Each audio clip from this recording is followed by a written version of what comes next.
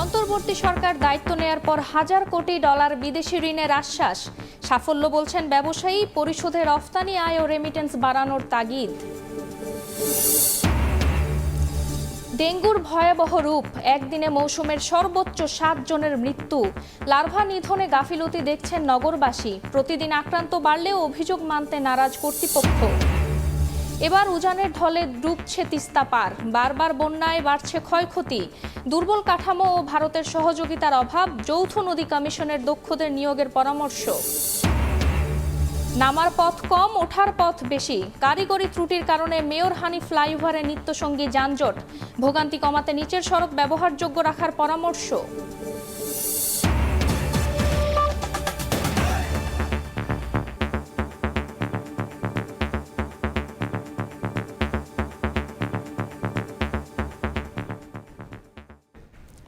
সকালের সময়ের সঙ্গে আছি আমি ফারজানা আক্তার।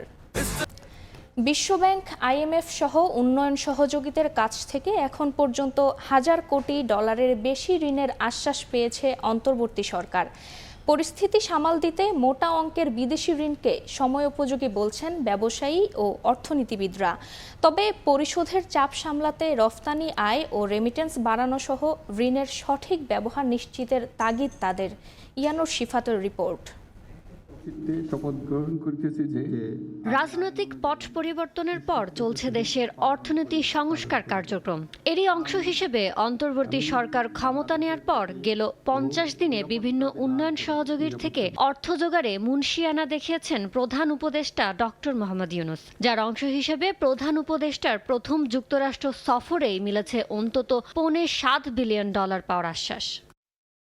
বাংলাদেশ সংস্কারে $350 কোটি ঋণ সহায়তা দিতে রাজি হয়েছে বিশ্বব্যাংক। এর মধ্যে নতুন ঋণ $200 কোটি আর বাকি $150 কোটি আসবে চলমান প্রকল্প এগিয়ে নিতে। চলমান $470 কোটি ঋণ কর্মসূচির বাইরে বাংলাদেশকে আরও $300 কোটি দেওয়ার ইঙ্গিত দিয়েছে আন্তর্জাতিক মুদ্রা তহবিল IMF। যুক্তরাষ্ট্রও বাংলাদেশকে দিচ্ছে $20 কোটি বেশি উন্নয়ন সহায়তা।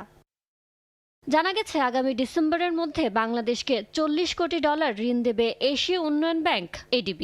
ব্যাংক সহ আরও কয়েকটি খাতে সংস্কারে সংস্থাটি থেকে 2025 সালের মার্চ নাগাদ মিলতে পারে আরও $50 কোটি। আগামী 3 বছরে বাংলাদেশকে $400 থেকে $500 কোটি ঋণ সহায়তা দেবে ইসলামিক ডেভেলপমেন্ট ব্যাংক। নবায়নযোগ্য জ্বালানি খাতের উন্নয়নে জার্মানি আগামী 10 বছরে বাংলাদেশকে দেবে €100 কোটি। বৈদেশিক সূত্র থেকে ঋণ নেয়া দেশের বেসরকারি খাতের জন্য ভালো বলেই মনে করেন ব্যবসায়ীরা। তবে রফতানি আয় ও রেমিটেন্স বাড়াতে ঋণের সঠিক ব্যবহার নিশ্চিতের তাগিদ তাদের। সরকারের জন্য বৈদেশিক সূত্র থেকে ঋণ নেওয়াটা আমাদের জন্য বেসরকারি খাতের জন্য ভালো, তখন আমাদের দেশীয় ব্যাংক খাতের উপরে চাপটা পড়ে না। আমাদেরকে এটাও খেয়াল রাখতে হবে যে ঋণ করলে যেটা ফেরত দিতে গেলে আমাদেরকে যে এক্সপোর্টের যেই গ্রোথটা দরকার সেটার জন্য আমরা ঠিকমতো ইনভেস্টমেন্টটা করতে পারছি কিনা। রিজার্ভ বাড়াতে ও বিনিময় হারকে স্থিতিশীল করতে উন্নয়ন সহযোগীদের কাছ থেকে মোটা অঙ্কের ঋণ নেয়াকে সময়োপযোগী পদক্ষেপ হিসেবে দেখছেন অর্থনীতিবিদরা। এটা কিন্তু আমাদের অর্থনীতির জন্য এই মুহূর্তে এটা খুবই একটা গুরুত্বপূর্ণ ভূমিকা রাখতে পারে, এবং এই যেটা আসছে সেটা কিন্তু আমাদের বাজেটারি সাপোর্ট হিসাবেই ম্যাক্সিমামটা আসছে। অর্থাৎ এটা আমাদের কোনো একটা সুনির্দিষ্ট প্রকল্পে না, সরকার এটাকে ব্যবহার করতে পারবেন বিভিন্নভাবে।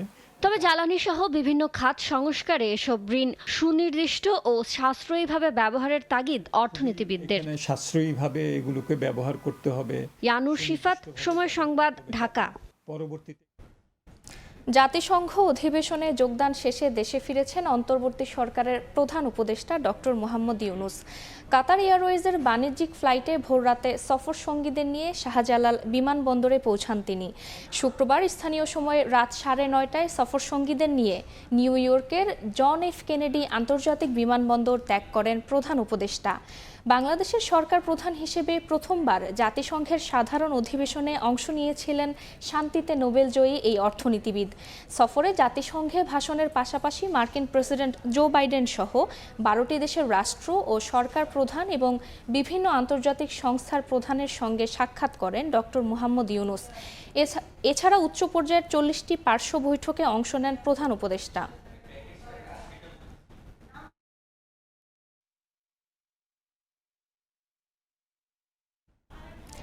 দেশ পরিচালনায় নির্বাচিত সরকারের কোনো বিকল্প নেই জানিয়ে বিএনপির ভারপ্রাপ্ত চেয়ারম্যান তারেক রহমান বলেছেন, অন্তর্বর্তী সরকারকে নির্বাচনের রোডম্যাপ নির্ধারণ করতে হবে। ঝিনাইদহে দলটির সমাবেশে ভার্চুয়ালি যোগ দিয়ে একথা বলেন তিনি। এদিকে প্রয়োজনীয় রাষ্ট্র সংস্কার করে দ্রুত নির্বাচনের ব্যবস্থা করতে অন্তর্বর্তী সরকারকে আহ্বান জানিয়েছেন দলের মহাসচিব মির্জা ফখরুল ইসলাম আলমগীর।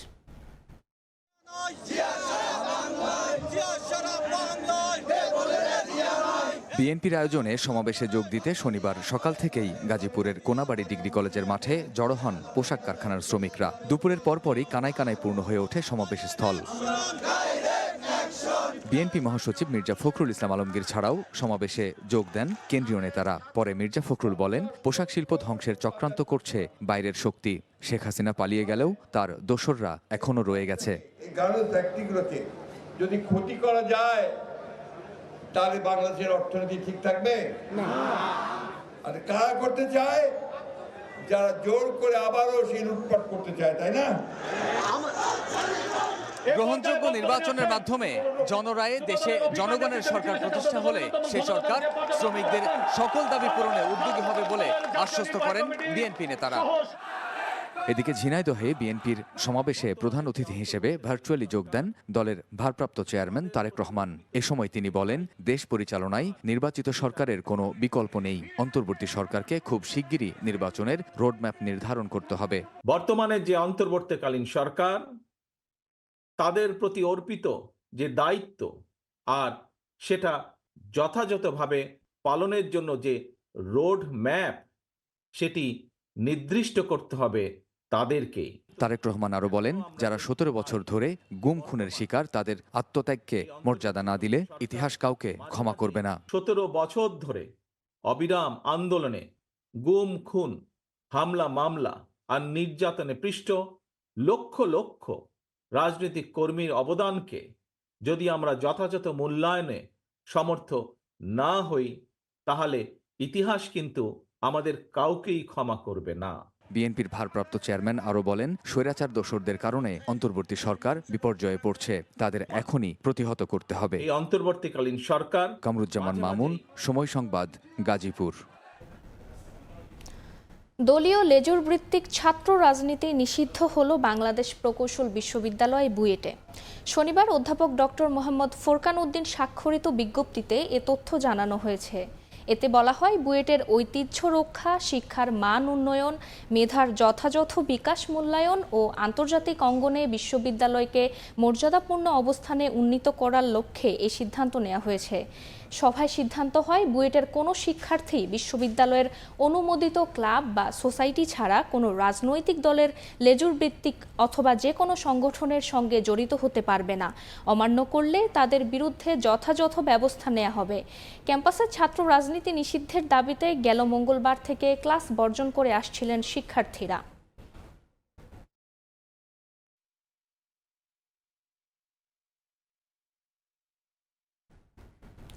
অন্য প্রসঙ্গ, আবারও ডেঙ্গুর ভয়াবহ রূপ। একদিনে মৌসুমের সর্বোচ্চ 7 জনের মৃত্যু হয়েছে। হাসপাতালে ভর্তি হয়েছেন আরও 860 জন। এডিসের লার্ভা নিধনে সিটি কর্পোরেশনের গাফিলতি দেখছেন রাজধানীবাসী। এদিকে প্রতিদিন আক্রান্ত বাড়লেও অভিযোগ মানতে নারাজ কর্তৃপক্ষ। তাসনিয়া নিশাত মিমের রিপোর্ট। রাজধানীর মিরপুর দক্ষিণ বনশ্রী মেরাদিয়া বাজার এলাকার ড্রেন ও খালে পড়ে আছে পরিত্যক্ত পলিথিন, চিপসের প্যাকেট, আইসক্রিমের কাপ, ডাবের খোসা, অব্যবহৃত টায়ার, কমোড এবং বিভিন্ন পরিত্যক্ত দ্রব্যাদি। এতে বাধা পাচ্ছে পানির স্রোত, যা লার্ভা সৃষ্টির অন্যতম উৎস হিসেবে কাজ করছে। বাসিন্দাদের অভিযোগ, রাজধানীবাসীকে মশার কবল থেকে মুক্তি দিতে পারছে না দুই সিটি কর্পোরেশন। ময়লা থাকলে সেখানে মশা কি হয় না, উৎপাদন হয় না। মশা কামড়ায়, মশার জ্বালায় থাকতে পারি না। প্রয়োজনের তুলনায় ওষুধটা কম হচ্ছে। প্রতিটা বাসা ওয়াইজ যে খুঁজে খুঁজে কোনো মেডিসিন দিয়ে যাওয়া বা ডেঙ্গুর কি পরিস্থিতি খোঁজ খবর নেওয়া বা বাসা চেক করা, এটা হচ্ছে না। ঠিকভাবে যদি কাজ করে তাহলে আমার মতে মনে হচ্ছে না যে ডেঙ্গুর পরিমাণটা বাড়বে। বারংবারই প্রশ্ন করা হয় মশার উৎপত্তি স্থল নিয়ে। আমরা চিহ্নিত করেছি দুই বাড়ির এই ফাঁকা স্থানকে। বিভিন্ন ফ্ল্যাটের বাসিন্দারা কিন্তু ময়লা ফেলছেন এবং এই স্থানে পানি জমার ফলে লার্ভার কিন্তু অন্যতম উৎপত্তি স্থল হিসেবে পরিণত হয়েছে এই ফাঁকা স্থানটি। এর জন্য আসলে দায়ী কারা? বাড়ির মালিক নাকি সিটি কর্পোরেশন? এদিকে সিটি কর্পোরেশন বলছে এডিস মশার লার্ভা নষ্ট ও জীবন্ত মশা নিধনের মাধ্যমে ডেঙ্গু প্রতিরোধে নিয়মিতভাবে লার্ভিসাইডিং ও অ্যাডাল্টিসাইডিং করা হচ্ছে। নিয়মিতই চলছে এ কার্যক্রম। জনসচেতনতা বৃদ্ধি এবং জনগণকে এই ডেঙ্গু নিধন কার্যক্রমের সাথে সম্পৃক্ত করা। এর পাশাপাশি আমরা সকাল বিকাল লার্ভিসাইড, অ্যাডাল্টিসাইড সেটা রুটিন হিসেবে করা হয়। সোর্স রিডাকশন, এগুলো আমাদের রুটিন কার্যক্রম। আমাদের বিশাল কর্মী বাহিনী আছে যারা এই কাজগুলো করে থাকে। মশক কর্মী যে স্প্রে যেটা করে, যেটাকে আমরা বলি লার্ভিসাইড, সেই স্প্রেটা একটা নিঃশব্দ কাজ। ঘরের ভিতরে থাকলে আপনি হয়তো টের পাবেন না যে আপনার বাসার আশেপাশে স্প্রে করা হয়ে গেছে। যখন ফগার মেশিনটা চালু করা হয়, ওইটাই মানুষের চোখে বেশি পড়ে বা ওইটা নোটিফাইটা বেশি হয়। এই মাঠ পর্যায়ে যারা কাজ করে বিগত কয়েক বছর এবং এই বছরের শুরুতেও তাদেরকে পুনরায় আবার প্রশিক্ষণ দিয়ে কিন্তু তাদেরকে মাঠ পর্যায়ে প্রেরণ করা হয়েছে। সুতরাং এই ক্ষেত্রে আমাদের কোনো ঘাটতি নেই। তারা প্রতিদিন আমাদের কিছু দৈনন্দিন কার্যক্রম পরিচালনা করে থাকে, সেই কার্যক্রমগুলো কিন্তু আমাদের পরিচালিত হচ্ছে। বিশেষজ্ঞরা বলছেন বিজ্ঞান ভিত্তিক উপায়ে এডিস মশা নিয়ন্ত্রণ করতে না পারলে অক্টোবরে ডেঙ্গু পরিস্থিতি হতে পারে আরও ভয়াবহ। তাসনিয়া নিশাত মিম, সময় সংবাদ, ঢাকা। টানা বৃষ্টি আর উজানের ঢলে পানি বাড়ছে তিস্তাসহ উত্তরাঞ্চলের বিভিন্ন নদ নদীতে। এতে রংপুর, কুড়িগ্রাম ও লালমনিরহাটে বন্যার শঙ্কা করছেন নদী তীরবর্তী বাসিন্দারা। পানির চাপ সামলাতে সব ধরনের প্রস্তুতির কথা জানিয়েছেন পানি উন্নয়ন বোর্ড। শাকিল মাহমুদের ক্যামেরায় রেদওয়ান হিমেলের রিপোর্ট। পানিতে টইটুম্বুর বাড়ির উঠানসহ চারপাশ।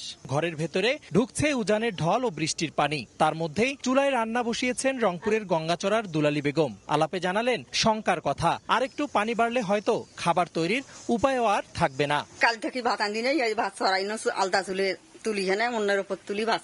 বৃষ্টি আর উজানের ঢলে পানি বৃদ্ধি অব্যাহত আছে রংপুর, নীলফামারী, লালমনিরহাট, কুড়িগ্রাম ও গাইবান্ধা জেলার সব নদ নদীতে। এতে নিম্ন অঞ্চল প্লাবিত হয়ে ভাঙনের ঝুঁকির মুখে পড়েছে বসতবাড়ি ও রাস্তাঘাট। একই সঙ্গে ফসলি জমিতে পানি ওঠায় নষ্ট হচ্ছে আগাম শীতকালীন শাকসবজি ও বীজতলা সহ বিভিন্ন ফসল। আমাদের পাকা ধান ডুবে যাওয়া নিচ্ছে, ভাসে যাওয়া নিচ্ছে, বাড়ি বাড়ি পানি উঠছে।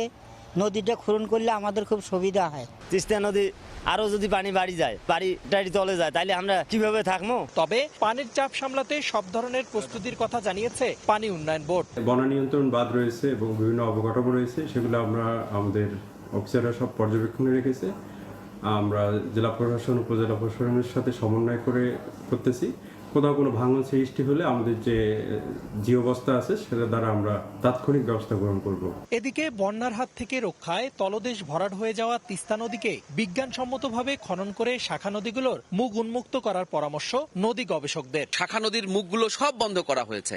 শাখা নদীর মুখগুলো খোলা থাকলে এই পানি অনেকগুলো নদী দিয়ে প্রবাহিত হতো, তখন বাংলাদেশে আর বন্যা হতো না। বাংলাদেশ সরকারের জরুরি ভিত্তিতে উচিত এই নদীটা বিজ্ঞানসম্মতভাবে খনন করা এবং শাখা নদীগুলোর মুখ উন্মুক্ত করে দেওয়া। সম্ভাব্য ঝুঁকি মোকাবিলায় তিস্তা ব্যারেজের ৪৪টি জলকপাট খুলে দিয়েছে পাউবোর কর্মীরা। রেদওয়ান হিমেল, সময় সংবাদ, রংপুর। যৌথ নদীগুলোতে আধা স্বয়ংক্রিয় ব্যবস্থার পাশাপাশি নেই পর্যাপ্ত মনিটরিং সেন্টার। অন্যদিকে ভারতের সহযোগিতার অভাবে নদীর পানি ব্যবস্থাপনায় পিছিয়ে পড়ছে বাংলাদেশ। বারবার বন্যা ও খরায় ক্ষতিগ্রস্ত হচ্ছে হাজার হাজার কোটি টাকার ফসল সহ অন্যান্য সম্পদ। সঠিক বার্তা পেতে উজানে আরও 14টি পয়েন্টে মনিটরিং সেন্টার প্রয়োজন বলছে বন্যা পূর্বাভাস কেন্দ্র। কাঠামোর আধুনিকায়ন সহ দিল্লিকে আইন মানার পরামর্শ বিশেষজ্ঞদের। কাজল আব্দুল্লাহর রিপোর্ট। বৃষ্টি, পাহাড়ি ঢলে আকস্মিক বন্যা। বাংলাদেশ ভাটির দেশ হওয়ায় পরিস্থিতি কখনো এমন, মোকাবিলা তো দূরের কথা, প্রতি ঘন্টায় দৃশ্যপট পাল্টে নিয়ন্ত্রণের বাইরে চলে যায় দুর্যোগ ব্যবস্থাপনা। কিন্তু তথ্যগত মনিটরিং সিস্টেম কতটুকু উন্নত প্রতিকূল এই পরিবেশের জন্য? বন্যা সতর্কতা ও পূর্বাভাস কেন্দ্রের তথ্য, আবহাওয়ার পূর্বাভাস মডেলের মাধ্যমে পানির স্তর পরিমাপ করে SMS পদ্ধতিতে খবর মেলে মাত্র দিনে দুবার। উজানের পূর্ণ তথ্যের জন্য প্রয়োজন 28টি পয়েন্ট, বর্তমানে আছে 14টি। যৌথ নদীর পানির তথ্য নির্ভর ভারতীয় আবহাওয়া বিভাগের ওয়েবসাইট, নেই ওশেন বা সমুদ্র ভিত্তিক নেটওয়ার্কিং মডেল। পানি উন্নয়ন বোর্ডের নিয়ন্ত্রণাধীন এই পূর্বাভাস কেন্দ্রের কাছে মাইক এক মডেল অত্যাধুনিক না হয় বিপাকে পূর্বাভাস কার্যক্রম। বর্তমান যে পূর্বাভাস ব্যবস্থাটা আছে সেটা আসলে যদি আমরা আরও উন্নত করতে চাই এবং এটাকে লিড টাইমটা যদি আরও একটু বাড়াতে চাই, ইফেক্টিভ লিড টাইম, তাহলে আসলে আমাদের উজানে আরও কিছু তথ্য প্রয়োজন, যেটা ইতিমধ্যেই প্রস্তাবনা আকারে পেশ করা হয়েছে। যেমন একটি প্রাথমিক প্রস্তাবনা ছিল যে অন্তত 28টি পয়েন্টের তথ্যপত্র প্রয়োজন উজানের। আন্তর্জাতিক নদী আইন মেনে উজান ও ভাটির উভয় দেশের স্বার্থ রক্ষার পরামর্শ দিয়ে এই বিশেষজ্ঞ বলছেন, বেসিক ম্যানেজমেন্ট সিস্টেম আপগ্রেড করার পাশাপাশি পানি ও জলবায়ু পরিবর্তন চক্রে তথ্য বিনিময় পদ্ধতি উন্নত করতে হবে। এছাড়া পানির সঠিক হিসাব পেতে যৌথ নদী কমিশনে নিয়োগ দিতে হবে কারিগরি ও আইন দক্ষদের। দুই দেশের স্বার্থ, দুই দেশের প্রয়োজন, দুই দেশের বাস্তবতার নিরিখে বসে, এই জন্যই জয়েন্ট রিভার কমিশন। সেগুলো যদি নিয়মিত বৈঠকে বসতো, ভিউজ এক্সচেঞ্জ করতো, ডেটা বিনিময় করতো, ইনফরমেশন বিনিময় করত এবং সমস্যাগুলো তুলে ধরত। আমরা যদি আইন মেনে চলি, ভারত যদি আইন মেনে চলে, তাহলে দেখা যাবে যে অনেক সমস্যার সমাধান পেয়ে গেছে। যৌথ নদী কমিশনের মে মাসের তথ্য অনুযায়ী ফারাক্কায় গঙ্গার অর্থাৎ পদ্মায় 57,330 কিউসেক পানিতে বাংলাদেশের সম্পূর্ণ অধিকার থাকলেও তার অর্ধেক নিয়ে নিচ্ছে ভারত। এমন অবস্থায় উজানের দেশ হিসেবে প্রতারণা না করে ভাটির দেশকে অধিকার আদায়ে সরকার, জনগণ ও ইন্টেলিজেন্সের সমন্বয়ে কাজ করার পরামর্শ বিশেষজ্ঞদের। কাজল আব্দুল্লাহ, সময় সংবাদ, ঢাকা। নামার পথ কম, ওঠার পথ বেশি। মেয়র হানিফ ফ্লাইওভারে যানজট যেন নিত্য সঙ্গী। কারিগরি ত্রুটিকে দায়ী করছেন বিশেষজ্ঞরা। ভোগান্তি কমাতে নিচের সড়ক পুরোপুরি ব্যবহারযোগ্য রাখার পরামর্শ তাদের। মোমেন হোসেনের ছবিতে বিস্তারিত আল কাসিরের রিপোর্টে। মেয়র মোহাম্মদ হানিফ ফ্লাইওভার দেশের 18 জেলার সঙ্গে ঢাকার যোগাযোগের অন্যতম পথ এটি। 10.6 কিলোমিটার দৈর্ঘ্যের ফ্লাইওভারটি পার হতে সময় লাগার কথা 10 মিনিট, কিন্তু বাস্তবতা ভিন্ন। এই পথ ব্যবহারকারীদের মতে ফ্লাইওভারের উপর যাত্রী ওঠানামা, টোল আদায়ে ধীর গতিসহ নানা কারণে ঘন্টার পর ঘন্টা থমকে থাকে এই ফ্লাইওভারটি। ভুক্তভোগীরা বলছেন, যানজট নিরসনে তৈরি এই উড়াল পথটি এখন যানজটের অন্যতম কারণ। যাত্রাবাড়ি পকেট থেকে গুলিস্তান পকেট পর্যন্ত জ্যাম থাকে, কন্টিনিউ জ্যাম থাকে। মাঝে মধ্যে তো এমন হয় 1.5-2 ঘন্টা হচ্ছে ফ্লাইওভারের উপরে বসে থাকতে হয়, যেখানে সেখানে গাড়ি থামাইতেছে, লোকজন নামতেছে। আমাদের টাকা দিয়ে টোল দিই, তারপর আমরা জ্যাম জটে পড়ে থাকি ঘন্টার পর ঘন্টা। পুরোটা ফ্লাইওভার পার হইতে 1.5 ঘন্টা সময় লাগছে। রাতে আসতে প্রায় 1.5 ঘন্টা 2 ঘন্টা লাগে। প্রতিদিন প্রায় 40,000 যানবাহন এই ফ্লাইওভার ব্যবহার করে। ঢাকা প্রবেশপথে দীর্ঘ যানজটের কারণে দৈনিক ক্ষয়ক্ষতির পরিমাণ কমপক্ষে অর্ধ কোটি টাকা। শুধু তাই নয়, নগরবাসীর প্রায় 20,000 কর্মঘণ্টা নষ্ট করছে এই ফ্লাইওভার। অতিরিক্ত যানজটের কথা স্বীকার করে কর্তৃপক্ষ দায় চাপাচ্ছে দুর্বল ট্রাফিক ব্যবস্থার উপর। তাদের মতে রাস্তায় অবৈধ পার্কিং আর ভ্রাম্যমাণ হকারও যানজটের কারণ। টোটাল একটা ট্রাফিক সিস্টেম জড়িত।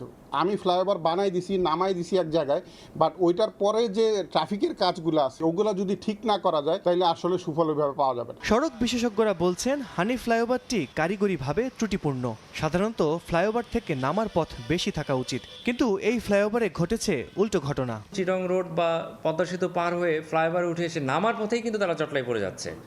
তো এ কারণে আসলে র্যাম্পগুলি দেওয়ার ক্ষেত্রে আমাদের আরও গবেষণা দরকার ছিল। ফ্লাইওভারের উপরে যত্রতত্র বাস থামানো, যাত্রী ওঠানামা করা, যাত্রী হেঁটে হেঁটে ফ্লাইওভার থেকে নামছে, এটা বন্ধ করতে হবে এবং নিচের সড়কটাকে আসলে অনেকটাই আমি মনে করি যে হালকা পাতলা করার সুযোগ আছে। বিশেষজ্ঞদের মতে হানিফ ফ্লাইওভারের উপরের যানজট কমাতে নিচের সড়ক পুরোপুরি ব্যবহারযোগ্য রাখতে হবে। তাছাড়া ফ্লাইওভার ম্যানেজমেন্টের উপর জোর দিতে হবে দায়িত্বশীলদের।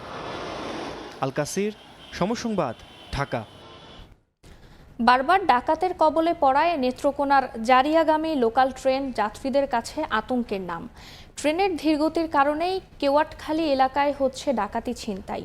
আইনশৃঙ্খলা বাহিনীকে ব্যবস্থা নেয়ার আহ্বান যাত্রী ও এলাকাবাসীর। হোসেন আলীর ছবিতে উবাইদুল হকের রিপোর্ট। প্রতিদিন সকাল 6:30টায় ময়মনসিংহ থেকে নেত্রকোনার জারিয়ার উদ্দেশ্যে ছেড়ে যায় একটি লোকাল ট্রেন। গত 18 সেপ্টেম্বর ময়মনসিংহ নগরের কেওয়াটখালী এলাকায় পৌঁছালে ডাকাতের কবলে পড়ে ট্রেনটি। অস্ত্রের মুখে যাত্রীদের কাছ থেকে মালামাল লুট করে চলন্ত ট্রেন থেকে নেমে যায় তারা। এর আগে 1 সেপ্টেম্বরও ঘটে একই ঘটনা।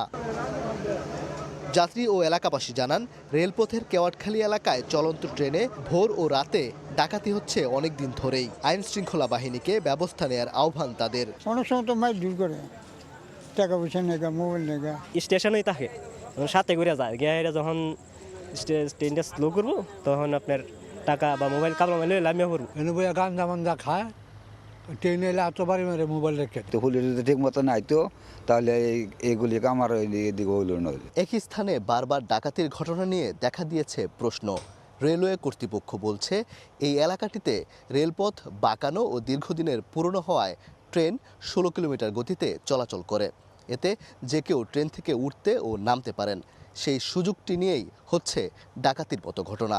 লাইনটা পুরাটাই বাঁকানো একটা কার্ভ আছে। সৌম্যগঞ্জ প্রবেশ করবেন তার পূর্ব মুহূর্তে ওইখানেও 2টা ব্রিজ আছে, এখানে ইঞ্জিনিয়ারিং রেস্ট্রিকশনটা মূলত দেওয়া আছে এবং এই সুযোগটাই চুর ছিনতাই রাহাজানি যারা করছে তারা এই সুযোগটা নিচ্ছে। রেলওয়ে ও জেলা পুলিশ বলছে ট্রেনে ডাকাতি ছিনতাই নির্মূলে বাড়ানো হয়েছে গোয়েন্দা নজরদারি। পুলিশি টহল, জেলা পুলিশি টহল জোরদার করা উচিত, অন্য অন্য সংস্থা যারা আছে তাদের টহল ব্যবস্থা জোরদার করা উচিত। নিকটবর্তী সকল এলাকায় আমাদের গোয়েন্দা নজরদারি বৃদ্ধি করেছি। ডাকাতির ঘটনায় এখন পর্যন্ত একটি মামলা হয়েছে, গ্রেফতার করা হয়েছে 2 জনকে। ওবায়দুল হক, সময় সংবাদ, ময়মনসিংহ। চট্টগ্রাম কাস্টম হাউসের সার্ভার ধীরগতিতে প্রায় স্থবির হচ্ছে আমদানি রফতানি বাণিজ্য। গত এক সপ্তাহের সার্ভার জটিলতায় প্রতিদিন অন্তত 4 কোটি টাকা পোর্ট ড্যামারেজ গুনতে হচ্ছে বলে অভিযোগ করেছে বিজিএমইএ। এ অবস্থায় বিকল্প সার্ভার স্থাপনের দাবি জানিয়েছেন ব্যবসায়ীরা। বিস্তারিত জানাচ্ছেন কমল দে। গত সপ্তাহের পুরোটা সময় চট্টগ্রাম কাস্টম হাউসের সার্ভার ধীরগতির কারণে দেশের আমদানি রপ্তানি বাণিজ্যে চরম স্থবিরতা সৃষ্টি হয়। সন্ধ্যা কিংবা সকালের দিকে সার্ভারের কিছু গতি থাকলেও পিক আওয়ার হিসেবে চিহ্নিত দিনের বাকি সময় আমদানি বাণিজ্যের আইজিএম এবং রপ্তানি বাণিজ্যের ইজিএম দাখিল করতে ব্যর্থ হন C&F এজেন্টরা। এই অবস্থায় কাস্টমস কর্তৃপক্ষ যেমন পণ্যের শুল্কায়ন করতে ব্যর্থ হয়, তেমনি বন্দর থেকে পণ্যের ডেলিভারিও কমে যায়। কোনো কারণে আপনার কোনো কাজ ব্যাহত হয়, সেটির কিন্তু একটি সুদূর প্রসারী কিন্তু একটা প্রভাব আমাদের প্রতিটা আমদানিকারক বা রপ্তানিকারক বা এর সাথে যারা লিঙ্ক আছে সবগুলো জায়গার মধ্যে পড়ে। তবে কাস্টমসের সার্ভার জটিলতায় সবচেয়ে বেশি বেকায়দায় পড়তে হয়েছে গার্মেন্টস ব্যবসায়ীদের।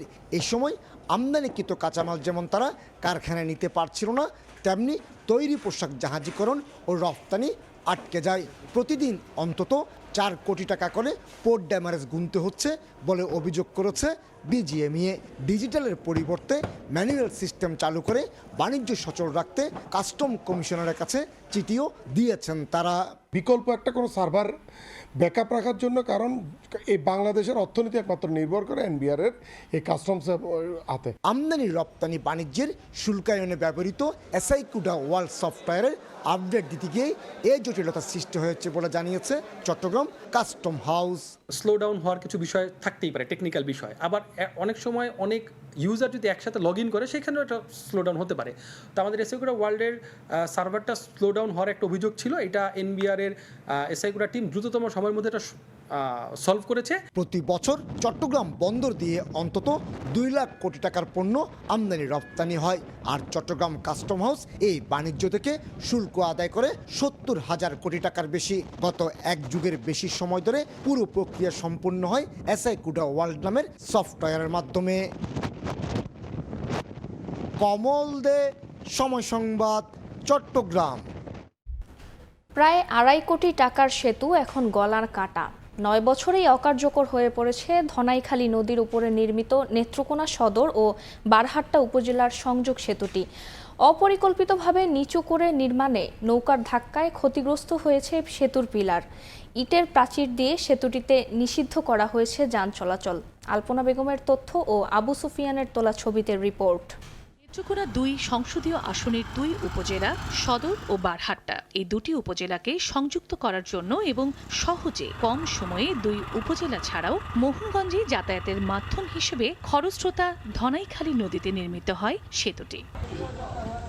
2011 সালে NTTMAR নামের একটি ঠিকাদারি প্রতিষ্ঠান কাজ শুরু করলেও নির্ধারিত সময় পেরিয়ে 2014 সালে শেষ করে প্রকল্প। এরপর যানবাহন চলাচল শুরু হলেও 2023 সালের জুলাই মাসে বালুবাহী ভলগেটের ধাক্কায় সেতুটির 4টি পিলার সহ গার্ডার ক্ষতিগ্রস্ত হয়। এরপর এলজিইডি সেতুটিকে ঝুঁকিপূর্ণ ঘোষণা করে ভারী যান চলাচল বন্ধ করে সেতুর কয়েকটি জায়গায় ইটের গাঁথনি দিয়ে প্রাচীর দেয়। তবে সিএনজি সহ ইজি বাইক, মোটরসাইকেল, অটোরিকশা ও রিকশা চলাচল করছে।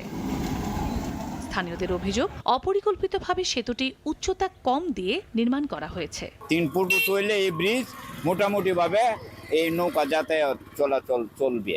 দেওয়াল দেওয়ার পরে মানে বিকল্প কোনো রাস্তা নাই যে মানুষ চলাচল করবো, যে কারণে মানুষ জীবনের ঝুঁকি নিয়েই সেতু পার হইতেছে। তো আমরা চাই যেন প্রশাসনিকভাবে এই কাজটা তাড়াতাড়ি ঠিক হয়ে যায়। এদিকে তৎকালীন এমপি মন্ত্রীর যোগ সাজসে ক্ষমতার দাপট দেখিয়ে এলজিইডির কর্মকর্তা কর্মচারীদের হুমকি ধামকি ও লাঞ্ছিত করে সেতুটি নির্মাণ করা হয়েছে জানালেন নির্বাহী প্রকৌশলী। স্থায়িত্ব পর্যালোচনা করে সেতুটি নতুন করে করার প্রস্তাব পাঠানোর আশ্বাস তার। এর জন্য দায়ী কিন্তু সম্পূর্ণ আপনার যে সাবেক এমপি এবং তার লোকজন। স্টাফদের অনেক হুমকি ধামকি দিয়েছে, কি ধরনের আমরা বিজনেস করবো, উইথটা আমরা কত করবো, সেটা স্ট্র্যাটেজি পরে আমাদের এস্টিমেটটা আসবে, ডিজাইন সাপেক্ষে এস্টিমেটটা নির্ধারণ করা যাবে। শাহতা গোপালপুর গ্রামের মাঝখান দিয়ে বয়ে যাওয়া ধনাইখালী নদীর উপর নির্মিত 90 মিটার দৈর্ঘ্য ও 7.3 মিটার প্রস্থের সেতুটির নির্মাণে ব্যয় হয় 2,39 লাখ টাকা। সময় সংবাদ, নেত্রকোনা। নির্মাণের 16 মাসেও আমলাতান্ত্রিক জটিলতায় হস্তান্তর হয়নি সিলেট 250 শয্যার জেলা হাসপাতাল। এ নিয়ে ক্ষুব্ধ সেবা প্রত্যাশীরা। পাল্টাপাল্টি অভিযোগ স্বাস্থ্য ও গণপূর্ত বিভাগের। হাসপাতালটির কার্যক্রম শুরু হলে ওসমানী মেডিকেলের ওপর চাপ অনেক কমবে বলে মনে করেন সংশ্লিষ্টরা। নৌশাদ আহমেদ চৌধুরীর ছবিতে অপু বণিকের রিপোর্ট। 2020 সালের জানুয়ারিতে 6.98 একর জমির ওপর শুরু হয় 250 শয্যার সিলেট জেলা হাসপাতালের নির্মাণ কাজ। 2023 সালের মে মাসে কাজ শেষ হলেও এখনও শুরু হয়নি হাসপাতালের কার্যক্রম। হাসপাতালটিতে রয়েছে 19 শয্যার আইসিইউ, 9 শয্যার সিসিইউ এবং 40টি ক্যাবিন সহ অত্যাধুনিক সব সুযোগ সুবিধা। সহজেই মিলবে নানা বিভিন্ন পরীক্ষার সুযোগ। তবে স্বাস্থ্য বিভাগের দাবি, নির্মাণের 16 মাসেও ভবনটি স্বাস্থ্য বিভাগের কাছে বুঝিয়ে দেয়নি গণপূর্ত বিভাগ। এমনকি তত্ত্বাবধায়ক নিয়োগের তাগিদ দেয়া হলেও বিভাগের কেউ আমলে নেয়নি। তো প্রথমেই যখন কাজটা ওনার পিডব্লিউডি যখন শুরু করে তখন আসলে আমাদের কোনো সাথে কোনো সমন্বয় ছিল না।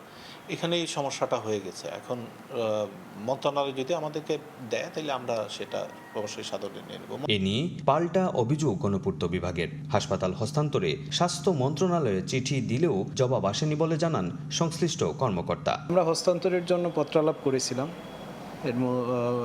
এর মধ্যে আমরা পত্র প্রেরণ করেছি স্বাস্থ্য মন্ত্রণালয় বরাবর।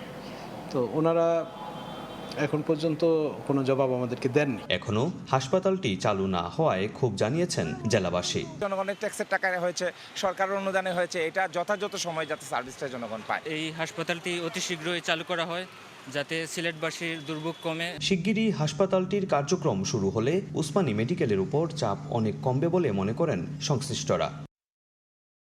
24 সালে 18 আগস্ট আমাদেরকে প্রস্তাবটা আসছে। আমাদের কাছে আসার পর আমরা এটা কাগজপত্র ঠিক থাকে সেটা জনপ্রশাসনে পাঠাই।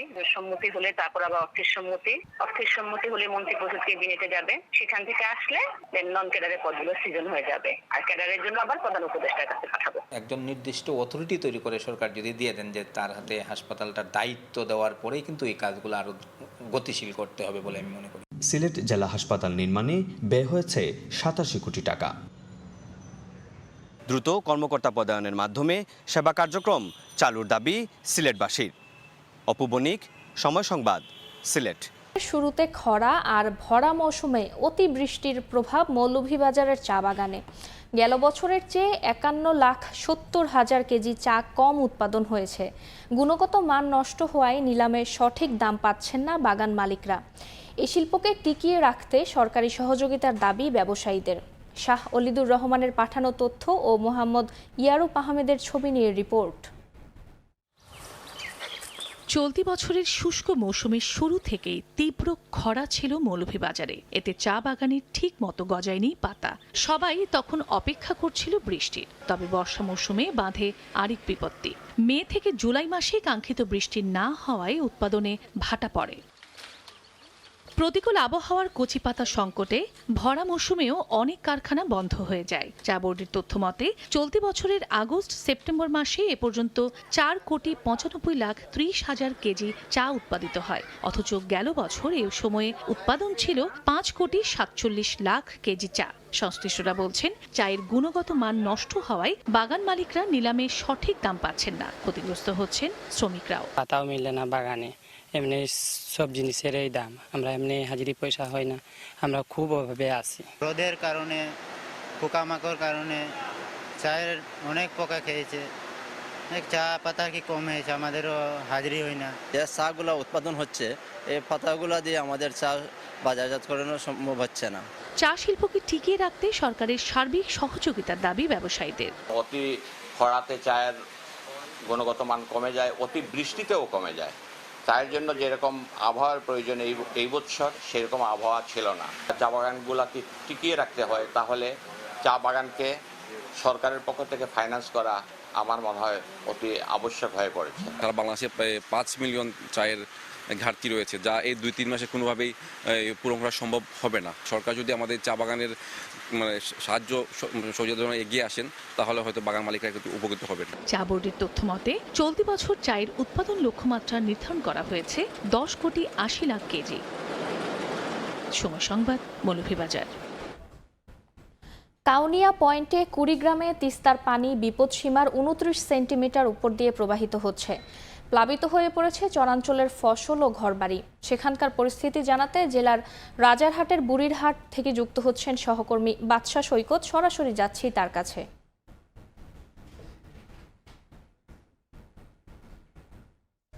কুড়িগ্রামের যে তিস্তা নদীর পানি, সেই তিস্তা নদীর পানি কিন্তু কাউনিয়া পয়েন্টে গত রাত থেকে প্রায় 29 সেন্টিমিটার উপর দিয়ে প্রবাহিত হচ্ছে। এর ফলে কুড়িগ্রাম জেলার রাজারহাট, উলিপুর এবং চিলমারি উপজেলার উপর দিয়ে যে প্রায় 40 কিলোমিটার প্রবাহিত হয়েছে তিস্তা নদী, সেই তিস্তা নদীর অববাহিকার যে চরাঞ্চল এবং নিম্নাঞ্চল রয়েছে, সেই চরাঞ্চল এবং নিম্নাঞ্চলগুলো কিন্তু প্লাবিত হয়ে পড়েছে।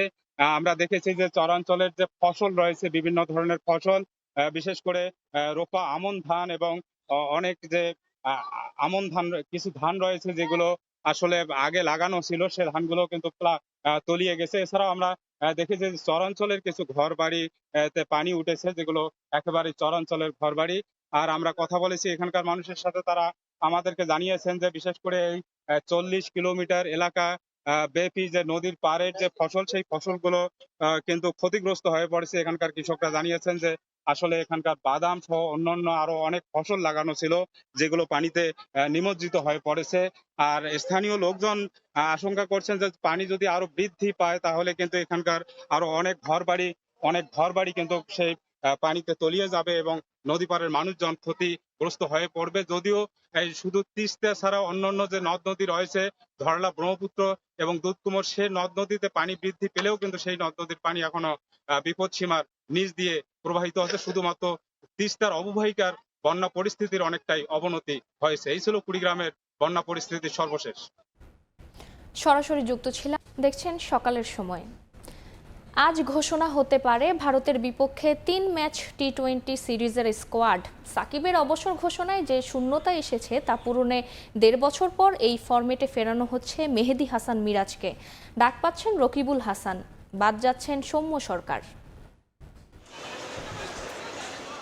ম্যাচ সিনারিও, ফিটনেস ক্যাম্পের পর প্রস্তুতি ম্যাচ। ভারত সিরিজকে সামনে রেখে সর্বোচ্চ প্রস্তুতি নিয়েছে সাদা বলের স্কোয়াড।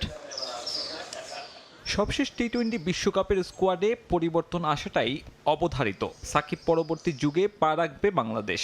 মিডল অর্ডারে ব্যাটিং শক্তিমত্তা বাড়ানোর পাশাপাশি স্কোয়াডে রাখতে হবে একজন বাড়তি স্পিনার।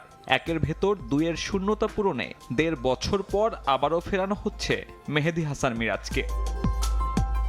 টেস্ট স্কোয়াডের গুরুত্বপূর্ণ অংশ হওয়ায় সাদা বলের ক্যাম্পে ছিলেন না মিরাজ। আন্তর্জাতিক টি-20তে শেষবার দেশের জার্সি গায়ে চাপিয়েছেন গত বছরের জুলাইয়ে আফগানিস্তান সিরিজে। ভারতের বিপক্ষে তার প্রত্যাবর্তনের মঞ্চ তৈরি করে দিলেন সাকিব আল হাসান। ভারতের বিপক্ষে ওপেনিং পজিশনেও এক্সপেরিমেন্ট করতে যাচ্ছে টিম ম্যানেজমেন্ট। ব্যর্থ বিশ্বকাপ কাটানো ওপেনার তানজিদ তামিম কাটা পড়তে যাচ্ছেন।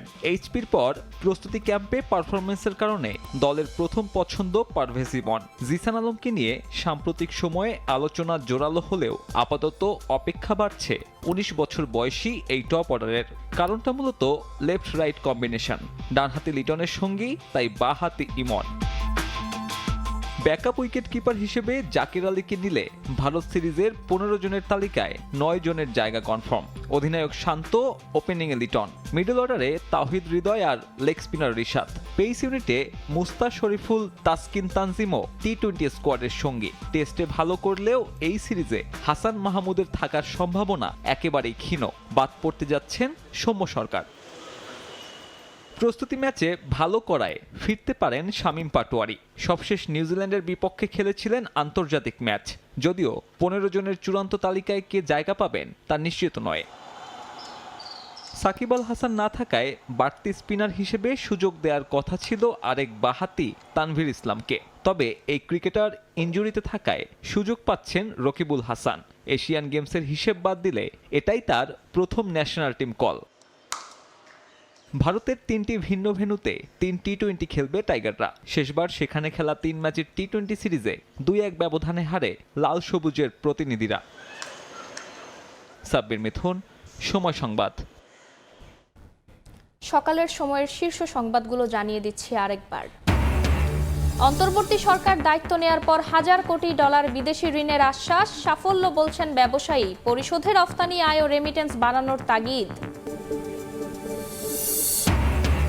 ডেঙ্গুর ভয়াবহ রূপ। একদিনে মৌসুমের সর্বোচ্চ 7 জনের মৃত্যু।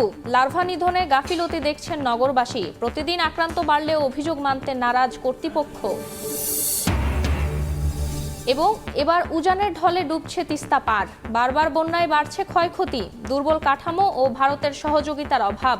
যৌথ নদী কমিশনের দক্ষদের নিয়োগের পরামর্শ। এই ছিল সকালের সময়ে। সঙ্গেই থাকুন সময়ের।